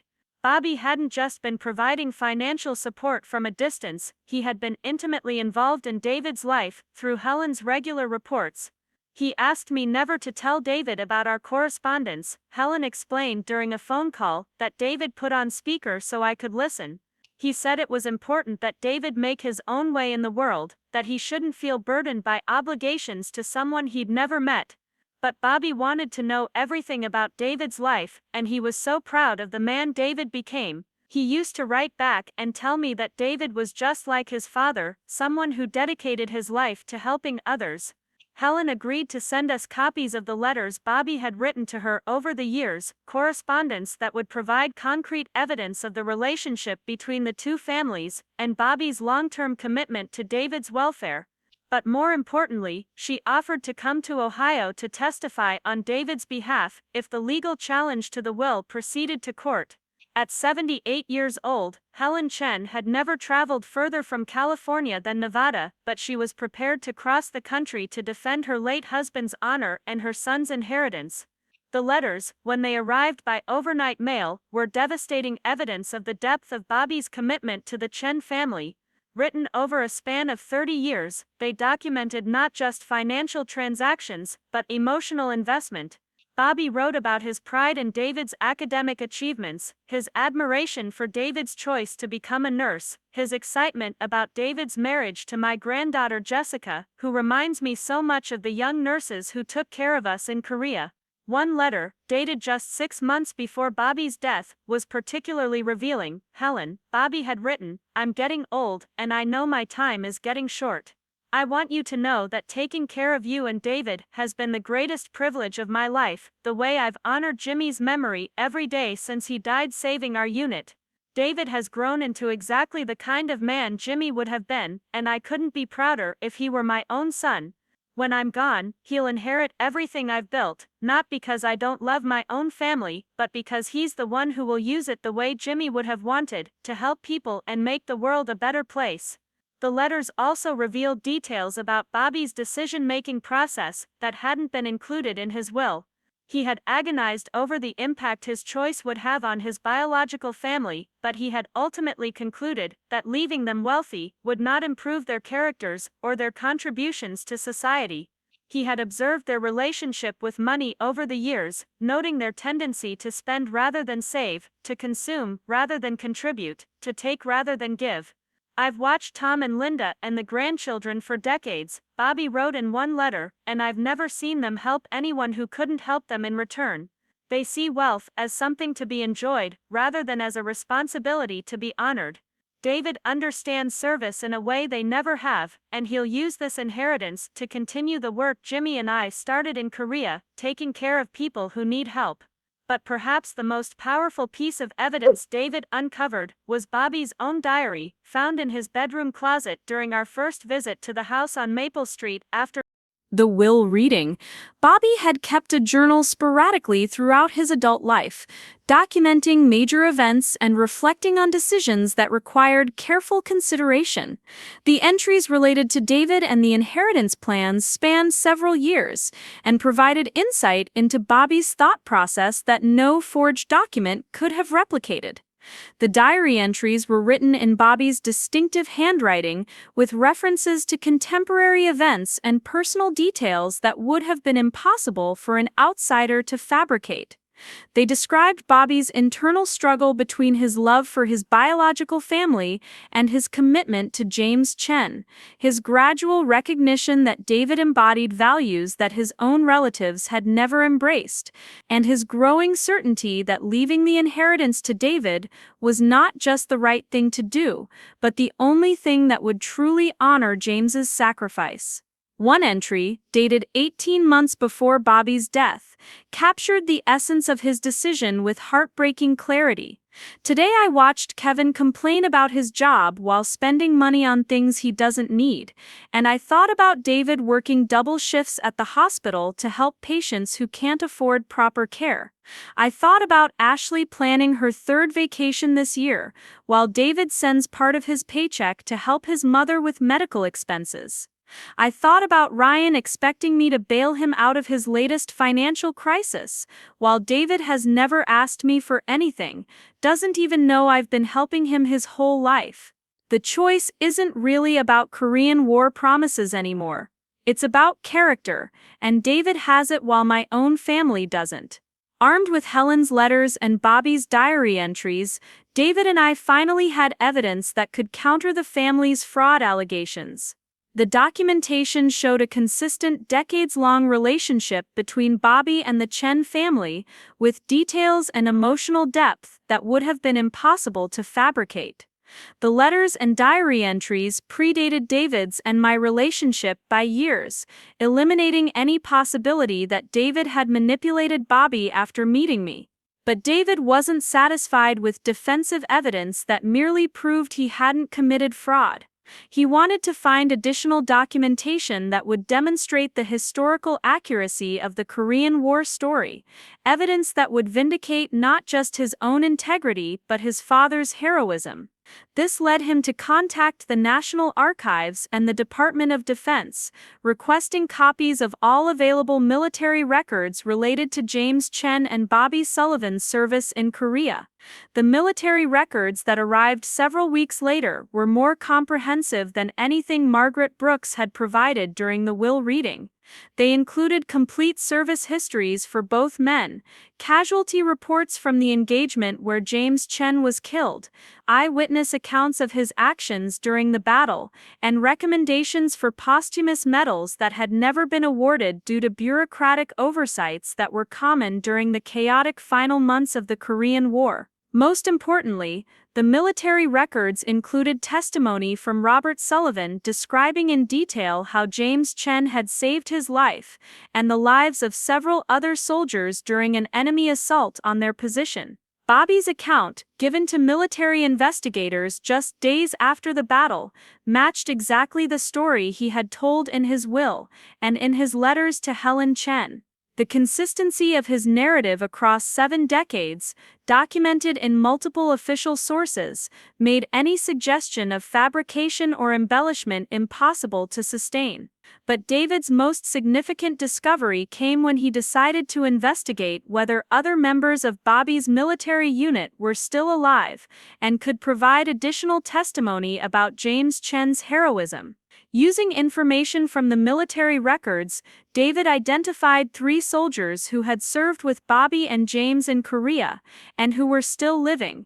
2 of them lived in other states, and were too elderly to travel, but one, a man named Frank Moretti, lived just 90 miles away in Columbus. Frank Moretti was 89 years old, living in an assisted care facility, but his memory of the Korean War was vivid and detailed. When David contacted him and explained the situation with Bobby's will, Frank became emotional in a way that demonstrated the depth of the bonds formed between the men who had served together in that brutal conflict. Jimmy Chen was the bravest man I ever knew, Frank said during David's visit to the nursing home. He didn't just save Bobby's life that day, he saved all of us, and Bobby never forgot it, never stopped talking about how he owed Jimmy everything. Bobby used to say that if anything ever happened to him, we should all look out for Jimmy's family the way Jimmy had looked out for us. Frank had maintained sporadic contact with Bobby over the years, and he remembered Bobby mentioning his commitment to help James Chen's family. He had never known the details of Bobby's assistance or the extent of his financial support, but he had always understood that Bobby felt a profound obligation to honor his fallen friend's memory through service to his family. Bobby was the most honorable man I knew, Frank said, his voice shaking with emotion. If he left his money to Jimmy's boy, then that's exactly what Jimmy would have wanted him to do. Anyone who says different didn't know Bobby Sullivan, and they sure didn't know what we went through over there or what we owed each other. Frank agreed to provide a written statement about James Chen's heroism and Bobby Sullivan's character, testimony that would carry enormous weight if the will contest proceeded to trial. As a contemporary witness to the events that had shaped Bobby's commitment to the Chen family, Frank could authenticate details that no amount of documentary evidence could fully convey. But Frank's most valuable contribution was his offer to contact other surviving members of their military unit, men he had kept in touch with through veterans organizations and reunion events. Within 2 weeks, Frank had assembled statements from 5 additional Korean War veterans who remembered James Chen's sacrifice and Bobby Sullivan's dedication to honoring his friend's memory.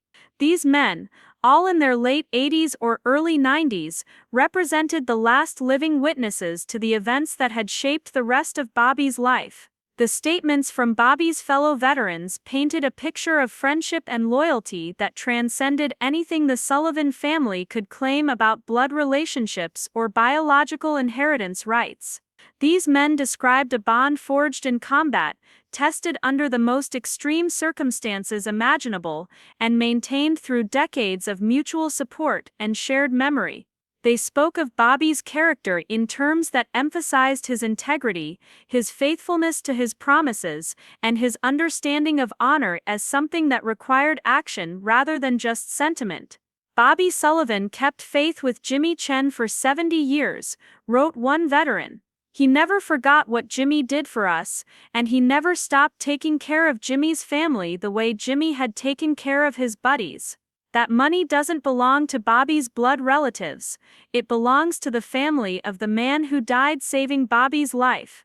Armed with Helen's correspondence, Bobby's diary, comprehensive military records, and testimony from surviving veterans, David had assembled evidence that would be nearly impossible to discredit in court. The documentation spanned 70 years and included multiple independent sources, all confirming the same basic story of sacrifice, promise-keeping, and honor that Bobby had described in his will. Any suggestion that David had fabricated his connection to Bobby or manipulated an elderly man into changing his inheritance plans would have to account for decades of consistent documentation and testimony from credible witnesses who had no financial stake in the outcome. But perhaps the most powerful evidence David discovered was something that couldn't be documented or verified through official channels: the profound similarity between his own character and values and those that Bobby had exhibited throughout his life. Both men had chosen careers in service to others, both had demonstrated quiet integrity in their personal relationships, and both had shown the kind of selflessness that prioritizes helping others over accumulating wealth for themselves. The inheritance wasn't just about honoring a promise made 70 years ago in Korea. It was about recognizing character, rewarding virtue, and ensuring that Bobby's legacy of generosity and service would continue through someone who embodied those same values. The Sullivan family's reaction to losing the inheritance had revealed their own priorities and character, proving Bobby's assessment that they saw wealth as an entitlement rather than as a responsibility. As David compiled his evidence and prepared for the legal battle that was certain to come, I was forced to confront the fundamental question that had been haunting me since the will reading. Was I going to stand by my husband and support his inheritance, even if it meant permanent estrangement from my biological family, or was I going to try to maintain family relationships by distancing myself from David and supporting their challenge to Bobby's will? The choice wasn't just about money or legal documents, it was about what I believed in, what kind of person I wanted to be, and whether I had the courage to honor Bobby's values, even when doing so required me to stand against everyone else I had ever loved. The evidence David had gathered made it clear that the inheritance was legitimate and that Bobby's decision had been based on decades of careful consideration. But knowing that Bobby was right didn't make it easier to accept the complete destruction of my family relationships. The investigation phase was drawing to a close, and soon we would have to present our evidence in court and defend our right to inherit Bobby's fortune. But regardless of what the legal system decided, I knew that the real battle was already over. Bobby had chosen David not just because of a promise, but because David was the kind of person who would use wealth to help others rather than just to help himself. The family's reaction to that choice had proven Bobby's assessment of their character, and now I had to decide whether I would prove his assessment of mine. Parts 10-14. The final confrontation and resolution. The courthouse in downtown Riverside had never seen a case quite like Sullivan versus Chen. By the time the trial date arrived in November, 6 months after Bobby's death, the entire community had chosen sides in what had become less about legal inheritance and more about fundamental questions of loyalty, honor, and what family really means. The courtroom was packed beyond capacity, with people standing along the walls and spilling out into the hallway, all of them eager to witness the final chapter of a story that had consumed the town's attention for months. Judge Patricia Hoffman had been assigned to the case, a woman in her early 60s with a reputation for no-nonsense jurisprudence and little patience for family drama that masqueraded as legal dispute. She had reviewed all the preliminary filings and evidence submissions, and her opening remarks made it clear that she understood this case would be decided on facts and law rather than emotion and community sentiment. The Sullivan family had retained Marcus Webb, a prominent estate attorney from Columbus, who specialized in will contests. Webb was expensive, polished, and aggressive, exactly the kind of lawyer who thrived on high-profile cases that generated media attention. His opening statement painted Bobby's will as the tragic result of elder abuse, a sophisticated fraud perpetrated by David Chen with Jessica's complicit assistance, designed to steal an inheritance from Bobby's rightful heirs through fabricated military connections and manufactured emotional manipulation. "Ladies and gentlemen of the jury," Webb began, his voice carrying the practiced authority of someone accustomed to commanding attention, "this case is about the exploitation of a vulnerable elderly man by strangers who researched his life, discovered his military service, and constructed an elaborate fiction to steal his life's work from his own children and grandchildren. The evidence will show that Robert Sullivan was suffering from declining mental capacity, that he was isolated from his family during his final months, and that he was systematically manipulated into believing stories that have no basis in historical fact." Webb's strategy was clear from his opening statement. He would challenge every aspect of David's connection to Bobby, questioning the authenticity of military records, the legitimacy of correspondence between Bobby and Helen Chen, and the mental competence of Bobby during the period when he revised his will. Webb promised to prove that David had researched Bobby's military service, fabricated documents supporting the James Chen connection, and used Jessica as an unwitting accomplice to gain access to Bobby's home and financial information. Our attorney Sarah Mitchell was younger and less experienced than Webb, but she had agreed to represent us on a contingency basis after reviewing David's evidence and becoming convinced that the inheritance was legitimate. Mitchell's opening statement was quieter than Webb's theatrical performance, but it carried the weight of documented truth rather than speculative accusations. "The evidence in this case will show that Robert Sullivan made his inheritance decisions based on a lifetime of reflection about honor, character, and the promises we make to those we love," Mitchell said, addressing the jury with calm certainty. "You will see decades of correspondence between Mr. Sullivan and Helen Chen, the mother of the beneficiary. You will read Mr. Sullivan's own diary entries documenting his reasons for leaving his estate to David Chen. You will hear testimony from surviving veterans who served with both Robert Sullivan and James Chen in Korea, men who witnessed the heroism that created the bond between these two families." The first week of testimony focused on establishing the basic facts of Bobby's life and death. Medical experts testified about Bobby's mental state during his final months, with his personal physician confirming that Bobby had shown no signs of cognitive decline or dementia. Margaret Brooks presented detailed documentation of her conversations with Bobby about his will, including notes from meetings where Bobby had explained his decision-making process and demonstrated complete understanding of the legal and financial implications of his choices. The family's medical expert, a psychiatrist who had never examined Bobby but had reviewed his medical records, suggested that Bobby's emphysema medication could have affected his judgment and made him susceptible to manipulation. But this testimony was undermined when Mitchell produced pharmacy records showing that Bobby had been on the same medications for years without any previous evidence of impaired decision-making, and that he had been reducing his dosage during the period when he was revising his will. Webb's attempt to portray Bobby as mentally incompetent collapsed completely when Mitchell introduced recordings that Bobby had made on his own initiative, audio files found on his computer where he had documented his inheritance plans and his reasons for making them. In Bobby's own voice, clear and thoughtful, the jury heard him explain his assessment of his family's character and his commitment to honoring James Chen through support for David.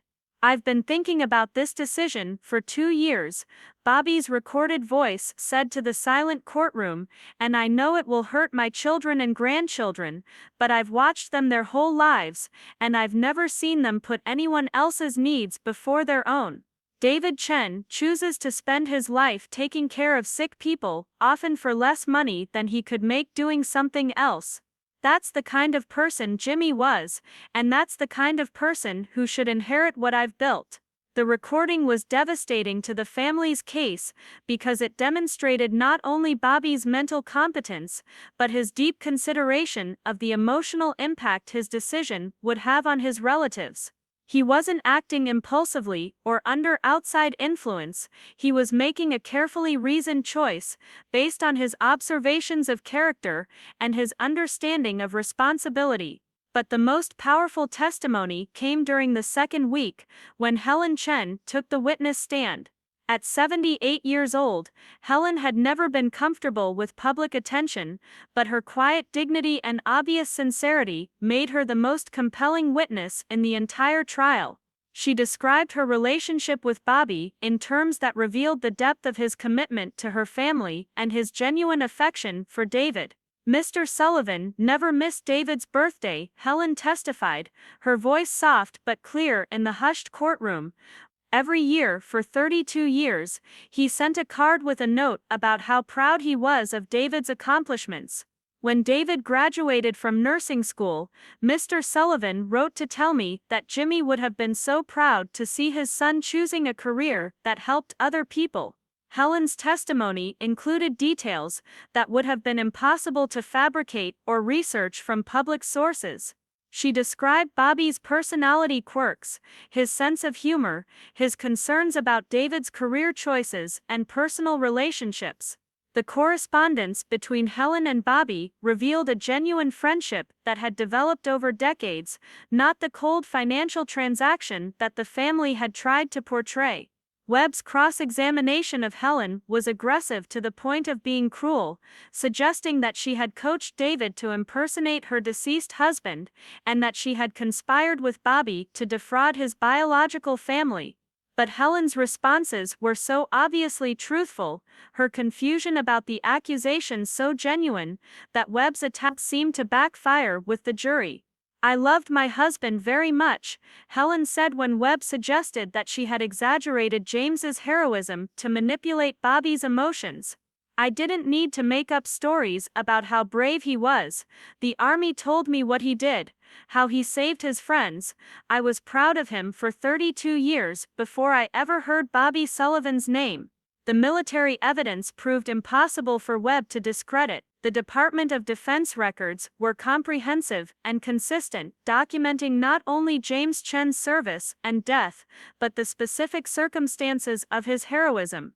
The casualty reports included testimony from multiple witnesses, including Bobby Sullivan, describing how James had exposed himself to enemy fire to protect his fellow soldiers. Frank Moretti's appearance as a witness provided emotional context that no document could match. At 89 years old, Frank needed assistance walking to the witness stand, but his memory of the Korean War was vivid and his testimony about James Chen's character was unshakable. When Webb tried to suggest that Frank's recollections were unreliable due to his age, Frank responded with dignity that resonated throughout the courtroom. "Young man," Frank said, looking directly at Webb, "I may forget where I put my glasses, but I'll never forget watching Jimmy Chen die saving my life and Bobby Sullivan's life. That's not the kind of thing a man forgets, no matter how old he gets." The testimony from surviving veterans created an emotional foundation that supported all of the documentary evidence. These men, now in their late 80s and early 90s, had traveled from across the country to testify about their memories of James Chen and Bobby Sullivan. Their descriptions of the bond between the two men and their understanding of Bobby's commitment to James's family provided context that transformed the inheritance from a legal technicality into a story of love, honor, and faithfulness that spanned 7 decades. But Webb's most desperate strategy was his attempt to portray me as the mastermind behind an elaborate conspiracy. He suggested that I had researched David's family background before our relationship began, that I had deliberately sought him out because I knew about the potential connection to Bobby, and that I had orchestrated our entire courtship to position David for inheritance fraud. The theory required the jury to believe that I had somehow discovered Bobby's connection to the Chen family, researched David's background and location, engineered our meeting at the hospital where we both worked, and sustained a fake relationship for over 2 years, including marriage, all to position David to inherit Bobby's estate. The complexity of such a conspiracy, and the psychological profile it would have required, made Webb's theory seem more like fiction than fact. Mitchell's defense of me was straightforward and supported by abundant evidence. She produced records of my work history, showing that I had been employed at Cedar Falls General for 3 years before meeting David, eliminating any possibility that I had sought the job to find him. She presented testimony from colleagues who had witnessed the natural development of our relationship, from initial professional acquaintance to friendship to romance to marriage. Most importantly, Mitchell introduced evidence that I had never shown any particular interest in Bobby's finances or inheritance plans during the years I had cared for him. Testimony from Margaret Brooks confirmed that I had never asked questions about Bobby's will or expressed curiosity about his estate planning. My visits to Bobby's house had been motivated by genuine affection and concern for his well-being, not by financial calculation or information gathering. The family's own testimony sometimes undermined their case more than it supported it. Tom's description of his relationship with Bobby revealed a pattern of sporadic contact, motivated primarily by business concerns or requests for financial assistance. Kevin's testimony about his visits to Bobby's house made it clear that he had been more interested in Bobby's property and possessions than in Bobby's well-being or company. Linda's testimony was the most painful for me personally, as she described feeling replaced in Bobby's affections by my regular visits and my apparent ease with his personality and interests. But her resentment toward my close relationship with Bobby actually supported the legitimacy of that relationship, proving that it was genuine rather than calculated. Jessica was always his favorite, Linda said, during cross-examination, her voice bitter with years of accumulated resentment. She understood him in ways the rest of us never could. She knew how to talk to him about the war, about his business, about all the things that mattered to him. I suppose it makes sense that he would choose her husband over his own children.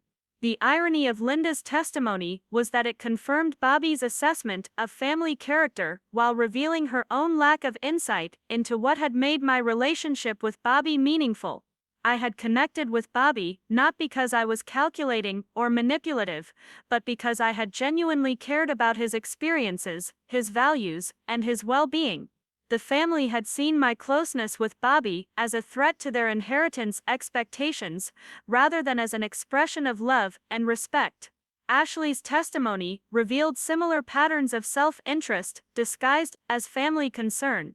Her description of her interactions with Bobby focused heavily on financial planning and estate management, subjects that had clearly made Bobby uncomfortable, even though Ashley had interpreted his discomfort as evidence of cognitive decline. Grandpa Bobby was getting confused about money matters, Ashley testified. He wouldn't listen to advice about modernizing his investments or developing his properties more efficiently. He seemed to think that keeping things simple was better than maximizing returns, which didn't make sense for someone with his level of wealth.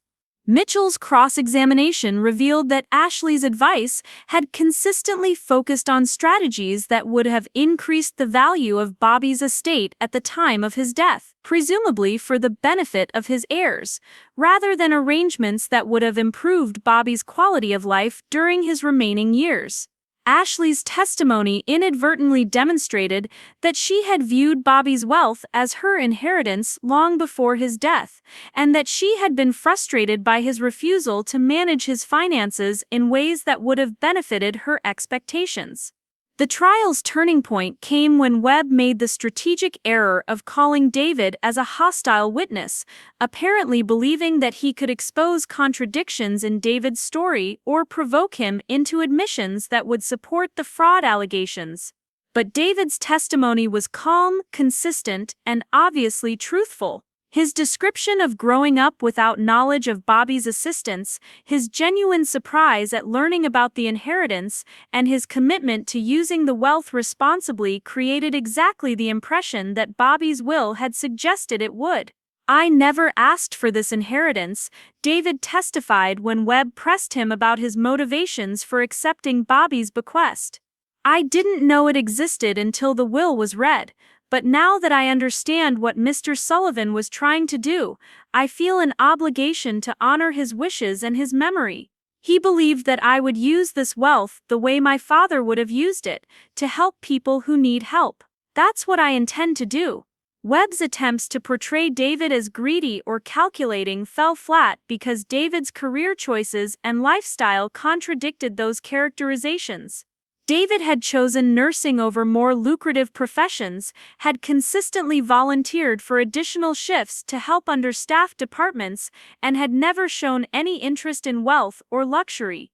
His modest apartment, used car, and simple lifestyle were consistent with someone who valued service over financial gain. But perhaps the most damaging testimony for the family's case came from Bobby's former business associates and tenants, people who had interacted with him regularly during his final years. These witnesses described Bobby as mentally sharp, emotionally stable, and completely capable of making complex business and personal decisions right up until his death. Mrs. Rodriguez, who had rented from Bobby for 15 years, described conversations with him just weeks before his death about maintenance issues and lease renewals. "Mr. Sullivan was completely himself," she testified. "He was thinking clearly, making plans for the future, talking about improvements he wanted to make to the property. He didn't seem sick or confused or influenced by anybody else." Similar testimony came from suppliers to Sullivan's hardware, customers who had interacted with Bobby regularly, and neighbors who had maintained friendships with him for decades. The consistent picture that emerged was of a man who remained intellectually capable and emotionally stable throughout his final months, someone who was making considered decisions about his life and his legacy. The jury deliberated for 2 days, a relatively short time for such a complex case, but long enough to review all the evidence thoroughly. When they returned to the courtroom, their verdict was unanimous on all counts. Bobby's will was valid, his mental capacity had been unimpaired, and there was no evidence of fraud, undue influence, or manipulation. David's inheritance was legitimate and would be upheld in its entirety. Judge Hoffman's comments following the verdict provided additional validation for Bobby's decision and criticism of the family's challenge. The evidence in this case demonstrates that Robert Sullivan made his inheritance decisions based on careful consideration of character, values, and personal obligation, she said. While the court understands that these decisions were painful for his biological family, there is no legal basis for overturning the clearly expressed wishes of a competent testator. The judge also addressed the family's conduct during the litigation, noting that their campaign to discredit David and me had included elements of harassment and defamation that reflected poorly on their own character. The plaintiff's reaction to Mr. Sullivan's will has unfortunately validated his assessment of their priorities and values, Judge Hoffman observed. Their focus on challenging the inheritance rather than honoring Mr. Sullivan's memory suggests that their primary concern was financial rather than emotional. The immediate aftermath of the verdict was chaotic, with family members storming out of the courtroom and reporters attempting to get statements from both sides. David and I left through a side entrance, avoiding the media circus and the family confrontation that was undoubtedly taking place in the courthouse lobby. We drove home in relative silence, both of us emotionally exhausted by 6 months of legal battle and community controversy. But the real resolution of our story didn't come in the courthouse, it came over the following months as we began the process of actually inheriting Bobby's estate and deciding how to use the wealth he had entrusted to us. The hardware store, the rental properties, the investments, and the house on Maple Street were now our responsibility, and with them came the obligation to honor Bobby's values and continue his legacy of generosity.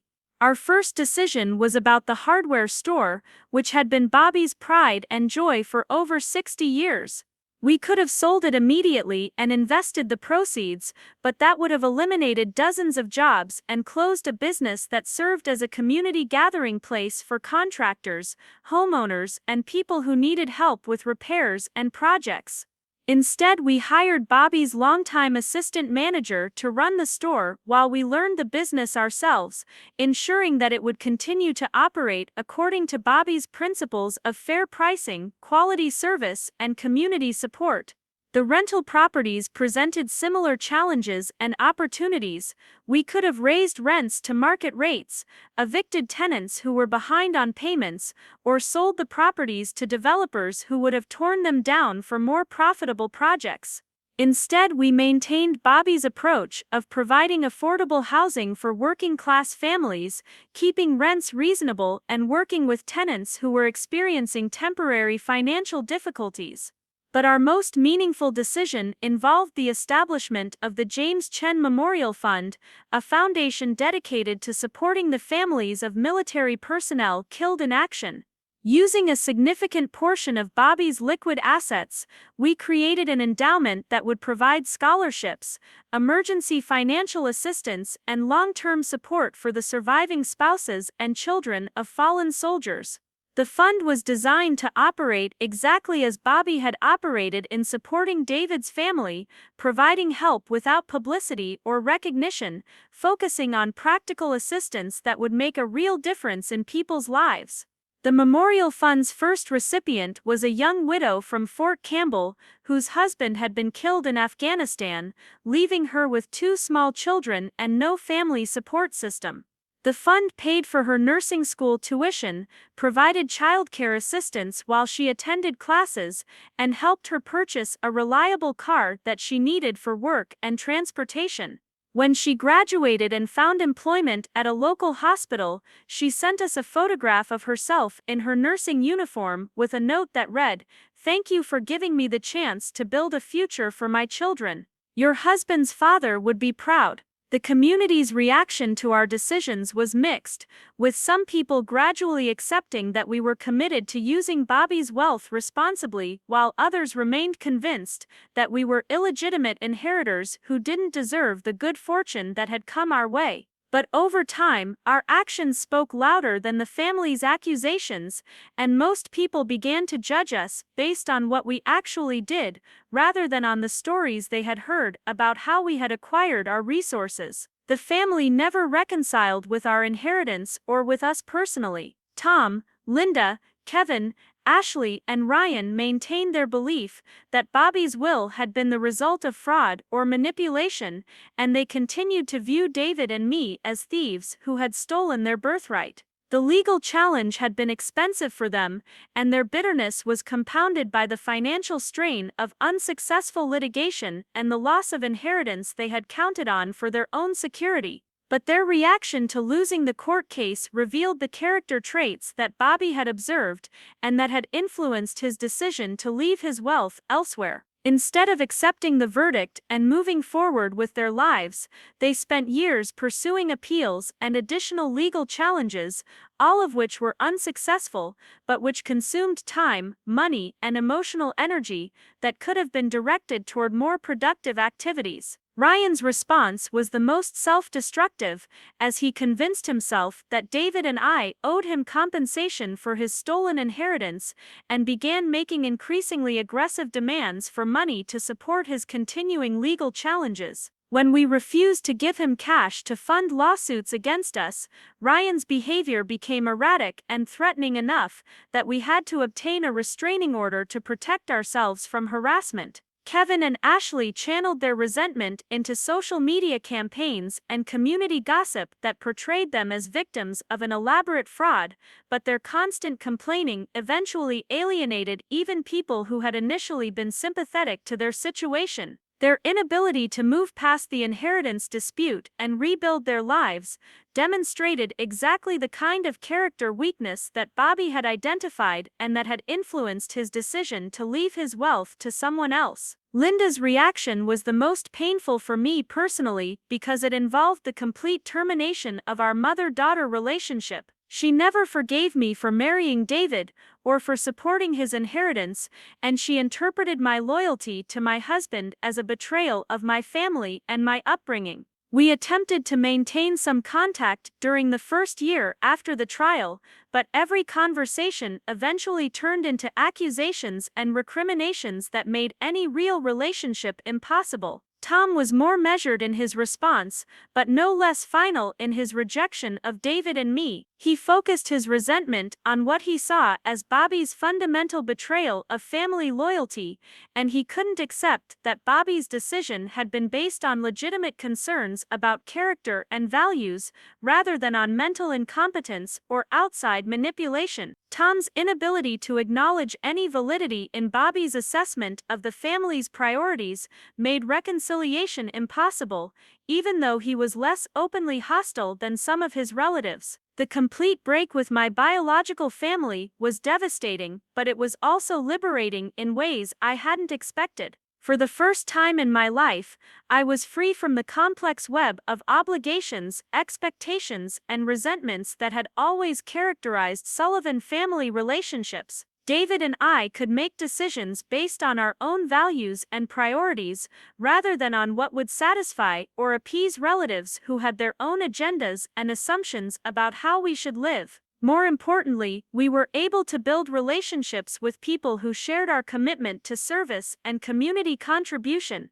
The James Chen Memorial Fund brought us into contact with military families, veterans organizations, and other people who understood sacrifice, honor, and the importance of keeping promises to those who had given their lives for others. These relationships were based on shared values, rather than biological connections, and they provided the kind of meaningful community that Bobby had always represented in my life. David's relationship with Helen Chen deepened as we spent more time with her and learned more about James's life and character. Helen moved from California to Ohio so that she could be closer to us and participate more actively in the Memorial Fund's activities. Her presence in our lives provided continuity with the values that had motivated Bobby's original promise and reminded us constantly of the responsibility we had inherited along with his wealth. But perhaps the most profound change in our lives was our move to Bobby's house on Maple Street,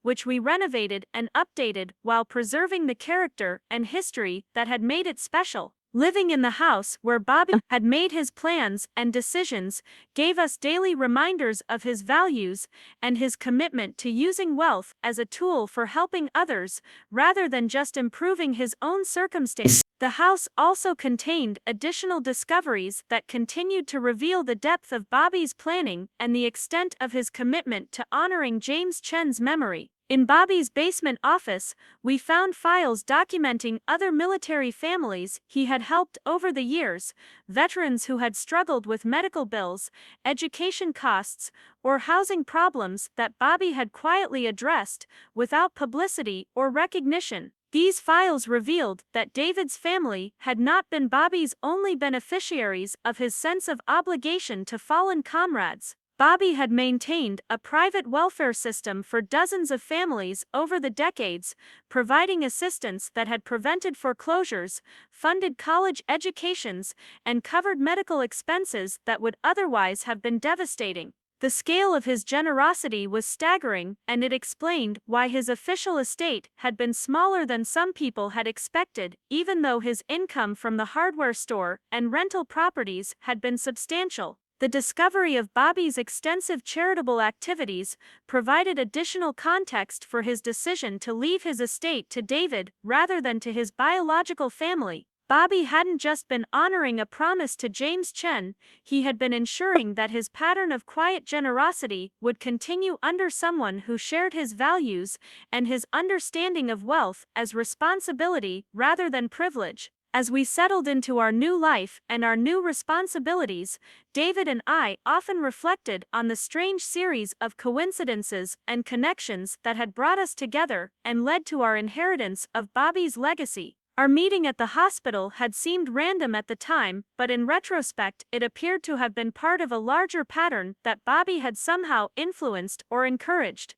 Helen Chen's letters revealed that Bobby had been aware of David's location and career choices for years before we met, and that he had been pleased when David chose to work in Ohio rather than remaining in California. While Bobby had never directly interfered in David's life, he had been quietly supportive of decisions that brought David closer to the Sullivan family and to the possibility of meaningful connections with Bobby's own relatives. "I think Bobby was playing matchmaker," Helen confided to us one evening as we sat on the porch of the Maple Street house, watching the sunset paint the sky in shades of orange and pink. "He knew that you were his granddaughter Jessica, and he knew that David was like a grandson to him. He probably hoped that you would find each other, that his two families could become one family." The idea that Bobby had somehow orchestrated our meeting and courtship was both touching and slightly unsettling, but it was consistent with his character as someone who planned carefully and thought strategically about how to accomplish his goals. Whether or not he had actively encouraged our relationship, he had certainly been prepared to welcome it and to use it as the foundation for decisions that would benefit both families, while honoring his commitment to James Chen. 2 years after the trial, David and I returned to the courthouse for a very different kind of ceremony. Judge Hoffman, who had presided over our inheritance case, performed our wedding renewal ceremony in the same room where we had defended our right to Bobby's estate. This time, the courtroom was filled with friends rather than enemies, with people who supported our marriage and our commitment to using Bobby's legacy responsibly. Frank Moretti, despite his advanced age, traveled to Riverside for the ceremony and served as one of our witnesses. Helen Chen stood beside me as my matron of honor, taking the place that my mother would have occupied if family relationships hadn't been destroyed by the inheritance dispute. The ceremony was simple but meaningful, a celebration of love that had survived legal challenge and community controversy. But the most important element of the renewal ceremony was our public commitment to continue Bobby's work and to honor James Chen's memory through service to others. We announced the formal establishment of the James Chen Memorial Fund as a permanent foundation, along with our intention to donate the majority of Bobby's estate to charitable causes, while retaining only enough resources to maintain the hardware store and rental properties that served community needs. The announcement generated significant media coverage, not because of the controversy that had surrounded our inheritance, but because of the unusual decision to give away wealth rather than accumulate it. Local newspapers ran features about our plans for the memorial fund and our commitment to continuing Bobby's tradition of quiet generosity. The coverage helped shift public perception of our inheritance from a scandalous family dispute to a story of honor, service, and the fulfillment of promises made across generations. The family's reaction to our charitable commitments was predictably negative, with several relatives suggesting that our decision to give away their inheritance was additional evidence of our unfitness to receive Bobby's estate. But their complaints about our generosity only reinforced Bobby's original assessment of their character and priorities, demonstrating that they remained focused on personal wealth accumulation rather than community service. As we approached the third anniversary of Bobby's death and the second anniversary of our court victory, Dick and I had established routines and relationships that gave structure and meaning to our lives as inheritors of Bobby's legacy. We spent mornings at the hardware store, learning the business and maintaining relationships with customers who had been Bobby's friends and neighbors for decades. Afternoons were devoted to managing the rental properties and working with tenants who needed assistance or support. Evenings were reserved for memorial fund activities,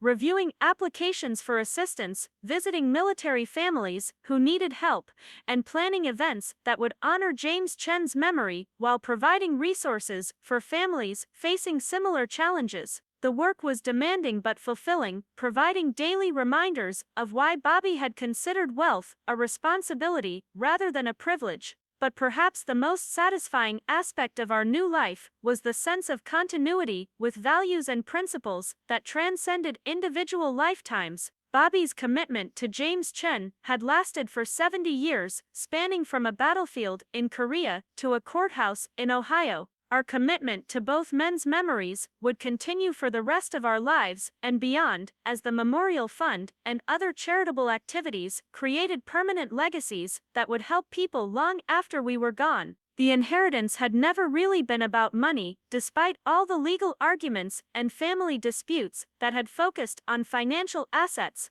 It had been about character, honor, and the kind of love that expresses itself through service to others. Bobby had recognized those qualities in David, just as he had recognized their absence in his biological family, and his bequest had been designed to ensure that his values would continue through someone who shared them. Standing in Bobby's kitchen one evening, preparing dinner with David and Helen, while discussing plans for the Memorial Fund's expansion, I finally understood the deeper meaning of Bobby's decision. He hadn't just left David his wealth, he had created a family based on shared principles rather than shared genetics. We were bound together, not by blood, but by commitment to ideals that made life meaningful and death bearable. The Sullivan family had lost more than an inheritance when Bobby's will was read. They had lost the opportunity to be part of something larger than themselves, something that connected them to values of service and sacrifice that give wealth its true meaning. Their rejection of Bobby's decision had excluded them from a legacy that was about more than money, more than property, more than financial security.